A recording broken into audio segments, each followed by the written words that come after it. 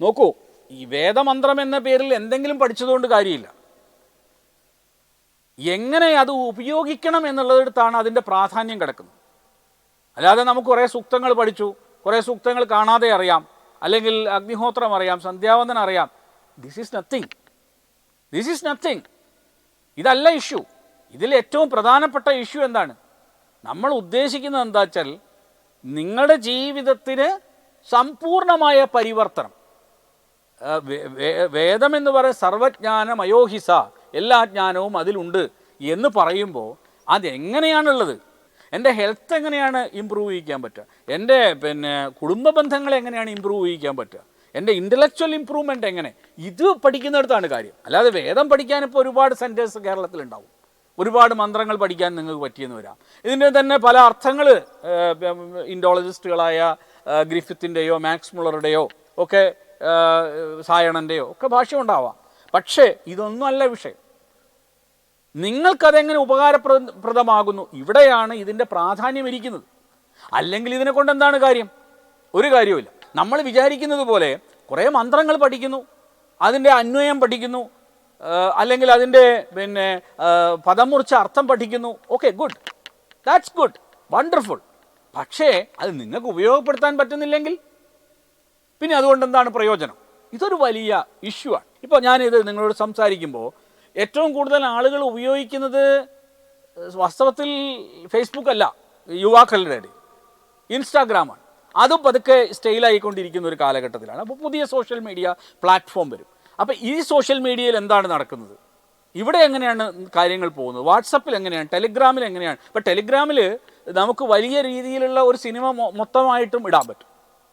അപ്പോൾ അവരുടെ കയ്യിൽ മൊബൈൽ ഫോണുണ്ട്, അവർ സിനിമ കാണുന്നുണ്ട്, പക്ഷേ നമ്മൾ അറിയുന്നില്ല. അപ്പോൾ ഇത്തരം കാര്യങ്ങളും വേദമന്ത്രവും തമ്മിൽ എങ്ങനെയാണ്? അവിടെയാണ് അച്ഛനമ്മമാരുടെ നിരീക്ഷണത്തെക്കുറിച്ച് പറയുന്നത്. അമ്മ എങ്ങനെ സംസാരിക്കരുതെന്ന് പറയുന്നത്. കാരണം സോഷ്യൽ മീഡിയയിലുള്ള വാക്കുകൾ, പത്രങ്ങളിലെ വാക്കുകൾ, അല്ലെങ്കിൽ ടി വിയിലുള്ള ഡിബേറ്റുകൾ, ഇതൊക്കെ കാണുമ്പോൾ നമ്മളിലുണ്ടാകുന്ന മാറ്റം എന്താണ്? ഇതിനെക്കുറിച്ച് മനസ്സിലാക്കാതെ വേദമന്ത്രം പഠിച്ചുകൊണ്ട് എന്താ കാര്യം? ഇപ്പോൾ രാവിലെ ഭാഗ്യസൂക്തം ചൊല്ലിയതുകൊണ്ട് എന്താ കാര്യം? ഭാഗ്യസൂക്തം അന്വയിക്കാൻ നിങ്ങൾക്കറിയാം. നിങ്ങൾ വ്യാകരണം പഠിച്ചിട്ടുണ്ട്, നിങ്ങൾ നിരുക്തം പഠിച്ചിട്ടുണ്ട്, നിങ്ങൾ ഛന്ദസ് പഠിച്ചിട്ടുണ്ട്, നിങ്ങൾ സാഖ്യദർശനം, യോഗദർശനം എല്ലാം അരക്കി കലക്കി കുടിച്ചിട്ടുണ്ട്. But in your personal life nothing is there. What is in it? In your personal life what is the use of all these things? അപ്പോൾ നമ്മൾ മനസ്സിലാക്കേണ്ടത് ജീവിതത്തിൻ്റെ പരിവർത്തനമാണ്. ജീവിതത്തിനെ ട്രാൻസ്ഫോം ചെയ്യുക എന്നുള്ളതാണ്. ജീവിതത്തിൽ ഒരു സംസ്കാരം ഉണ്ടാക്കുക എന്നുള്ളതാണ്. അതായത് വേദം പഠിച്ചു, കുറേ സംസ്കൃതം പഠിച്ചിട്ടുണ്ട്, എനിക്ക് സംസ്കൃതം അറിയാം, അല്ലെങ്കിൽ എനിക്ക് വ്യാകരണം അറിയാം, എനിക്ക് മഹാഭാഷ്യം അറിയാം, അല്ലെങ്കിൽ എനിക്ക് ഉണാദികോശം അറിയാം, എനിക്ക് നിരുക്തം അറിയാം. Okay, good, very good, wonderful, you have done a wonderful job. ഇത്രയൊക്കെ നിങ്ങൾ പഠിച്ചല്ലോ. What about your life? Are you happy? Happy ആണെങ്കിൽ okay, wonderful. If you are not happy, നിങ്ങളിപ്പോഴും ഹാപ്പി അല്ലെങ്കിൽ ദ പ്രോബ്ലം ഈസ് നിങ്ങളെ കയ്യിലുള്ള വസ്തുക്കൾ കൊണ്ട് വേദത്തെ പഠിച്ച് വൈദിക സംസ്കാരത്തെ ഉൾക്കൊണ്ടുകൊണ്ട് നിങ്ങളുടെ ഒരു വ്യക്തിത്വത്തെ പുനർനിർമ്മിക്കാൻ നിങ്ങൾക്ക് സാധിക്കാതെ പോകുന്നു. We have to transform life. വ്യക്തികളുടെ ജീവിതത്തെ പരിവർത്തനം വരുത്തുക. എൻ്റെ ഒരു പ്രധാനപ്പെട്ട ഒരു മോട്ടോ എന്ന് പറയുന്നത് എന്താണെന്ന് അറിയാമോ? ബി എ മോഡേൺ ഋഷി.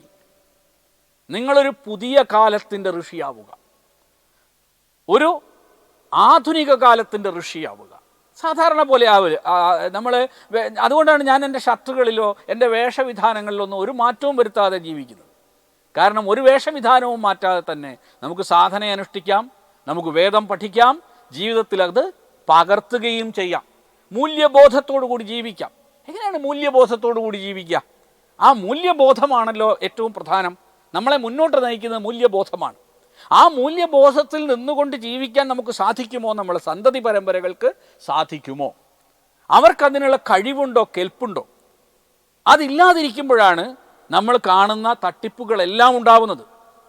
അതുകൊണ്ട് നമ്മൾ ചെയ്യേണ്ടത് കൃത്യമായ കാഴ്ചപ്പാടുകൂടി വളരെ മനോഹരമായ രീതിയിൽ പഠിച്ചുകൊണ്ട് ആധുനികമായ പശ്ചാത്തലത്തിൽ അതിനെക്കുറിച്ച് മനസ്സിലാക്കി മുന്നോട്ട് പോകാൻ ശ്രമിക്കണം. Brought you by Kerala AIDS control society. HIV AIDS സംബന്ധമായ സംശയങ്ങൾക്ക് 1097 എന്ന 24 മണിക്കൂറും പ്രവർത്തിക്കുന്ന ടോൾ ഫ്രീ നമ്പറിലേക്ക് വിളിക്കുക. വാട്സാപ്പിലും ഫേസ്ബുക്കിലും ഒക്കെ സ്റ്റാറ്റസ് അപ്ഡേറ്റ് ചെയ്യാറുണ്ടല്ലോ. HIV സ്റ്റാറ്റസോ HIV പിടിപെടാനുള്ള സാഹചര്യങ്ങളിൽ കൂടി അറിഞ്ഞോ അറിയാതെയോ കടന്നു പോയിട്ടുണ്ടാവാം. എന്ത് തന്നെയായാലും മുൻകൂട്ടി പരിശോധിച്ച് HIV സ്റ്റാറ്റസ് അറിയൂ. സൗജന്യ HIV പരിശോധനയും കൗൺസിലിങ്ങും ആരോഗ്യ കേന്ദ്രങ്ങളിൽ പ്രവർത്തിക്കുന്ന ICTC അഥവാ ജ്യോതിസ് കേന്ദ്രങ്ങളെ സമീപിക്കുക. നിങ്ങളുടെ സ്റ്റാറ്റസ് എന്തായാലും വിവരങ്ങൾ രഹസ്യമായി സൂക്ഷിക്കുന്നതായിരിക്കും.